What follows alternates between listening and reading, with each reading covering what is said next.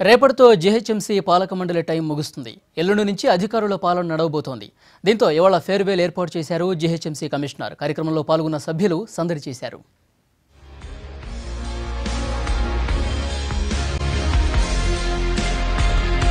జీహెచ్ఎంసీలో సందడి కనిపించింది. ఫేర్వెల్ పార్టీతో అందరినీ ఒకే వేదికపైకి తీసుకొచ్చారు జీహెచ్ఎంసీ కమిషనర్. ఫోటో సెషన్ ఏర్పాటు చేసి అందరికీ స్వీట్ మెమరీస్ అందించారు. కార్యక్రమానికి హాజరైన సభ్యులు, నేతలు సరదాగా గడిపారు. ఇన్నాళ్లు ఒకరిపై ఒకరు ఆరోపణలు చేసుకున్న సభ్యులు ప్రశంసలు కురిపించుకున్నారు.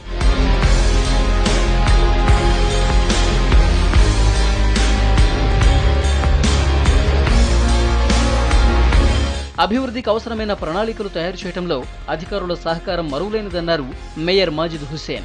అంతర్జాతీయ ప్రమాణాలతో హైదరాబాద్ను అభివృద్ధి చేసే అవకాశం లభించిందన్నారు. We have made sure that the proper policies were taken in this particular 5-year tenure and the best civic amenities can be provided to the citizens of Hyderabad. In the past, when I took up as a mayor, we were in financial crisis. There was an overdraft of 4,400 crores. We came up on the financial crisis and we introduced various new schemes. Tomorrow at around about 2:30, I'll be addressing the press media people in a detailed way regarding all the things that we have completed in the 5-year elected body.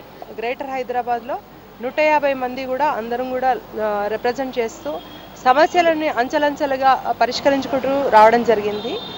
ప్రతి ఒక్కరు కూడా officers కానీ అదేవిధంగా పార్టీలకు అతీతంగా ప్రతి ఒక్క floor leaders కానీ ప్రతి ఒక్క సభ్యులు కానీ సపోర్ట్ చేయడం జరిగింది. దాంట్లో మేరకు చాలా అభివృద్ధి కార్యక్రమాలు చేసుకోవడం జరిగింది. కొన్ని ప్రోగ్రెస్లో ఉన్నాయి, కొన్ని పెండింగ్ ఉన్నాయి. ఇలా కొన్ని ప్రాజెక్ట్స్ అలా ప్రోగ్రెస్ లో ఉన్నాయి.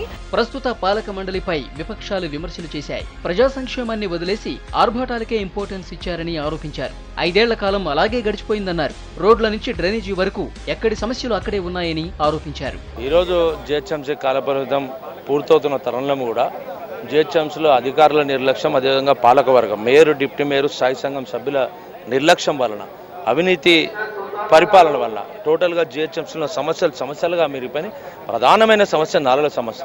గత 20-30 సంవత్సరాల నుంచి నాలల్లో ప్రతి సంవత్సరం కూడా వర్షాకాలంలో నాలల్లో 6 నుంచి 8 మంది వరకు ప్రాణాలు కోల్పోవడం జరుగుతుంది.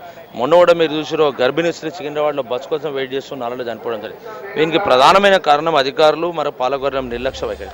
రేపటితో పాలక మండలి గడువు ముగుస్తుంది. 4 నుంచి ప్రత్యేక అధికారుల పాలన నడవనుంది గ్రేటర్లో.